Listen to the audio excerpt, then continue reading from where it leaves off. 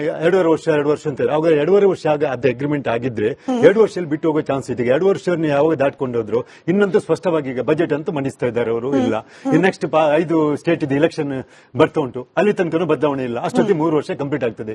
ಇನ್ನು 2 ವರ್ಷ ಉಳಿಬೇಕು.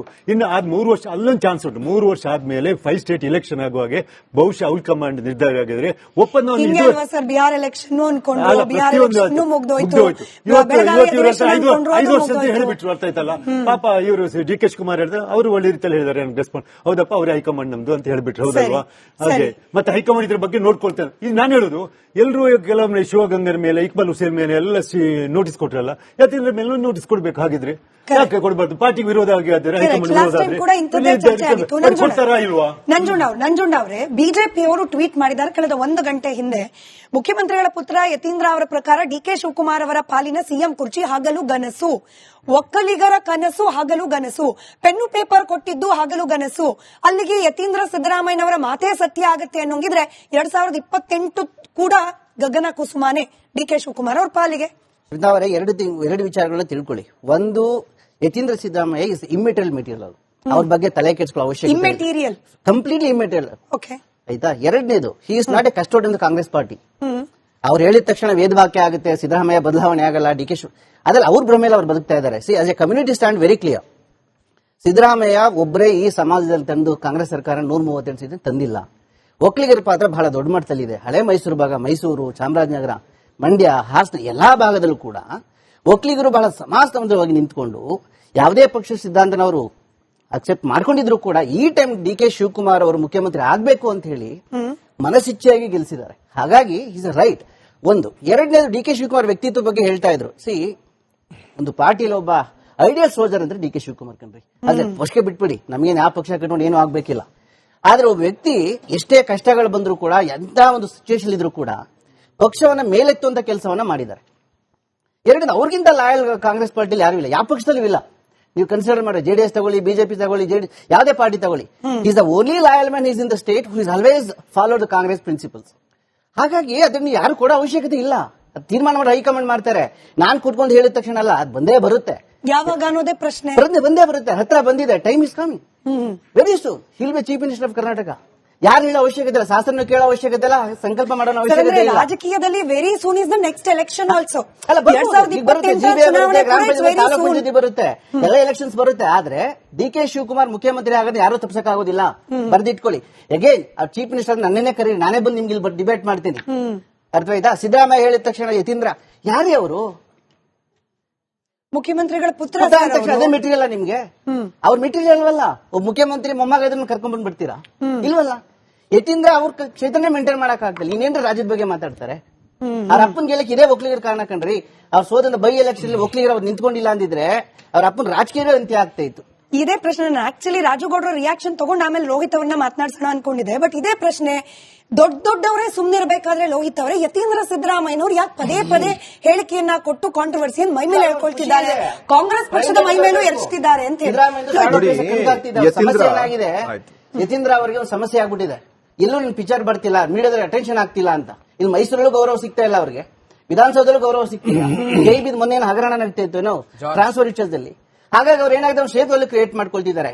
ಹಾಗಾಗಿ ಸಮಾಜದಲ್ಲಿ ಗೌರವದ ವ್ಯಕ್ತಿ ಅಂದ್ರೆ ಯತೀಂದ್ರ ಸಿದ್ದರಾಮಯ್ಯ. ಆಯ್ತಾ, ನಿಮ್ಮ ವೈಯಕ್ತಿಕ ಹೇಳಿಕೆ ಸಮಾಜದ ಹೇಳಿಕೆ ಇದು, ನನ್ನ ವೈಯಕ್ತಿಕ ಹೇಳಿಕೆ ಅಲ್ಲ ಅದು. ಸರಿ, ಲೋಹಿತ್ ಅವರು. ಓಕೆ ನೋಡಿ, ಯತೀಂದ್ರ ಅವರ ಹೇಳಿಕೆನ ಒಂದು ಸ್ಥಿರತೆ, ಈ ಸರ್ಕಾರದ ಸ್ಥಿರತೆಗೆ ಒಂದು ಭರವಸೆ ಕೊಡಬೇಕು ಹೇಳೋ ಕಾರಣಕ್ಕೋಸ್ಕರ ಕೊಟ್ಟ ತರ ಕಾಣಿಸ್ತಾ ಇದೆ. ಕೇಳ್ರಿ, ನಾ ಮಾತಾಡೋದು ಕೇಳ್ರಿ. ಎಲ್ಲ ಕಡೆ ಡಾಮಿನೇಟ್ ಮಾಡ್ತೀರಲ್ರಿ, ಯಾವ ಭರವಸೆ? ಯಾಕೆ? ಸಮಯ ಕೊಟ್ಟಾಗ ಮಾತಾಡಿ. ನಮ್ಮ ಪಾಲು ಬೇಕು, ನಿಮ್ ಪಾಲು ಬೇಕು. ಬೇರೆ ಸಟ್ಟಗೆ ಯಾಕೆ ಕೈ ಹಾಕ್ತೀರಿ? ಬೇರೆ ಸಟ್ಟಗೆ ಯಾಕೆ ಕೈ ಹಾಕ್ತೀರಿ? ತುಂಬಾ ಮಾರ್ಮಿಕವಾಗಿ ಹೇಳ್ತಿದ್ದಾರೆ. ಬೇರೆಯವ್ರ ತಟ್ಟೆಯಲ್ಲಿ ಯಾಕೆ ಕೈ ಹಾಕ್ತೀರಿ, ಎಲ್ಲಾ ಕಡೆ ಡಾಮಿನೇಟ್ ಯಾಕೆ ಮಾಡ್ತಿದ್ದೀರಿ? ಇದು ವೈಯಕ್ತಿಕವಾಗಿ ನಿಮಗ ಅಥವಾ ನಿಮ್ ಸಮುದಾಯಕ್ಕೆ ನನಗೆ ಗೊತ್ತಿಲ್ಲ. ಈ ಸಮುದಾಯಗಳ ನಡುವೆ ಒಕ್ಕಲಿಗರ ವರ್ಸಸ್ ಅಹಿಂದ ವರ್ಸಸ್ ಒಕ್ಕಲಿಗ ಮಾಡೋದು ಇದೊಂದು ಹೇಸಿಗೆ ಪ್ರವೃತ್ತಿ. ಅದನ್ನ ಮಾಡಬಾರ್ದು. ಯಾರು ಮಾಡಿದ್ರು ತಪ್ಪದು. ಅಹಿಂದ ಯಾವುದೇ ವ್ಯಕ್ತಿಯ ಅಥವಾ ಸಮಾಜದ ವಿರೋಧಿ ಅಲ್ಲ. ಅಹಿಂದ ಅವರ ಶೋಷಣೆಗೊಳಗಂದ ಒಂದು ಕರ್ನಾಟಕದ 75% ಇರುವಂತ ಶೋಷಣೆಗೊಳಗಂಟಂತ ಸಮುದಾಯಗಳ ಒಂದು ಒಕ್ಕೂಟ, ಅವರ ಸಮಸ್ಯೆಗಳ ಚರ್ಚೆ, ಅವರ ಪ್ರಾತಿನಿಧ್ಯದ ಚರ್ಚೆ ಅಲ್ಲಿ ನಡೆಯುತ್ತೆ. ನೀವು ಇದೇ ಮುಗ್ಲಿ ಸರ್, 5 ವರ್ಷ ಒಕ್ಕಲಿಗ ಮಾಡಿದ್ರೆ ಅದು ಒಕ್ಕಲಿಗ ಸಮುದಾಯಕ್ಕೂ ಸಹಿತ ಸರಿಯಲ್ಲ. ಎಲ್ಲರ ಸಮುದಾಯ ಯಾರಿಗೂ ಸರಿಯಲ್ಲ ಅದು. ಸಮಾಜದ ಬೆಂಕಿ ಹಚ್ಚೋ ಕೆಲಸ ಅದು.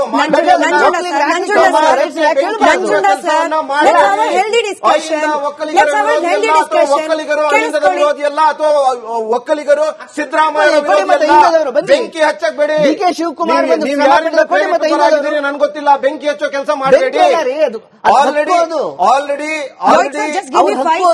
Just give me 5 seconds. Nanjunda sir, ಎಲ್ಲರೂ ಮಾತನಾಡೋದು ಕೂಡ ಜನರಿಗೆ ತಲುಪಬೇಕು ಅಂದ್ರೆ ಒಬ್ರು ಮಾತನಾಡುವಾಗ ಒಬ್ರು ಕೇಳಿಸ್ಕೊಳ್ಳೋ ವ್ಯವಧಾನ ಪ್ರದರ್ಶನ ಮಾಡೋಣ. ನೀವು ಮಾತನಾಡುವಾಗ ಅವ್ರು ಇಂಟರಪ್ಟ್ ಮಾಡ್ಲಿಲ್ಲ, 1 second ಕೇಳಿಸ್ಕೊಂಬಿಡಿ ಅವ್ರು ಏನ್ ಹೇಳ್ತಾರೆ. ಕಂಟಿನ್ಯೂ ಮಾಡಿ. ನೋಡಿ ಅಹಿಂದದ ಬಗ್ಗೆ ನಾನು ಹೇಳ್ತೇನೆ. ಯತೀಂದ್ರ ಅವರ ಈ ಹೇಳಿಕೆಯ ಬಗ್ಗೆ ನನ್ನ ನಿಲುವು ಏನಂತಂದ್ರೆ, ಒಂದು ಮಾಧ್ಯಮಗಳು ಮತ್ತು ವಿಪಕ್ಷಗಳು ಈ ಅಪಪ್ರಚಾರವನ್ನ, ಈ ಪವರ್ ಶೇರಿಂಗ್ ನ ಅಪಪ್ರಚಾರವನ್ನು ದೊಡ್ಡ ಪ್ರಮಾಣದಲ್ಲಿ ಮಾಡ್ತಾ ಇರೋದು ವಾಸ್ತವ. ಅದು ಸರ್ಕಾರದ ಎಷ್ಟೇ ದೊಡ್ಡ ಒಳ್ಳೆ ಕೆಲಸಗಳಿಗೂ ಸಹಿತ ಒಂದು ಒಳ್ಳೆ ಅಭಿಪ್ರಾಯವನ್ನು ಮೂಡಿಸ್ತಾ ಇರಲಿಲ್ಲ. ಒಂದು ಸ್ಥಿರತೆ, ಈ ಸರ್ಕಾರದ ಬಗ್ಗೆ ಮತ್ತು ಸ್ಥಿರತೆಯ ಭರವಸೆಯನ್ನು ಮೂಡಿಸೋ ಕಾರಣಕ್ಕೋಸ್ಕರ ಯತೀಂದ್ರ ಅವರು ಆ ಸ್ಟೇಟ್ಮೆಂಟ್ ಅನ್ನ ಕೊಟ್ಟಿರಬಹುದು. ಮತ್ತು ಈ ಸರ್ಕಾರ ಬರಲು ಅಹಿಂದ ವರ್ಗದ ಮತಗಳನ್ನ, ಭರವಸೆಗಳನ್ನ ಮುಂದೆಯೂ ಸಹಿತ ಉಳಿಸಿಕೊಳ್ಳುವ ಒಂದು ರಾಜಕೀಯ ತಾಂತ್ರಿಕತೆಯೂ ಸಹಿತ, ತಂತ್ರಗಾರಿಕೆಯೂ ಸಹಿತ ಅವ್ರು ಇರಬಹುದು. ಆ ಕಾರಣಕ್ಕೋಸ್ಕರ ಅವರು ಆ ಹೇಳಿಕೆಯನ್ನು ಕೊಟ್ಟಿರಬಹುದು. ಮತ್ತೆ ಅದೊಂದು ಅಭಿವ್ಯಕ್ತಿ ಸ್ವಾತಂತ್ರ್ಯ. ಯತೀಂದ್ರ ಯಾರು ಅಲ್ಲ, ಅವನು ಯಾರು, ಇವನ್ ಯಾರು ಅಲ್ಲ. ಯತೀಂದ್ರ ನಮ್ಮ ನಾಯಕ, ಅಹಿಂದದ ಅಸ್ತಿತ್ವ, ಅಹಿಂದದ ಭರವಸೆ, ಅಹಿಂದದ ಭವಿಷ್ಯ. ಯಾರು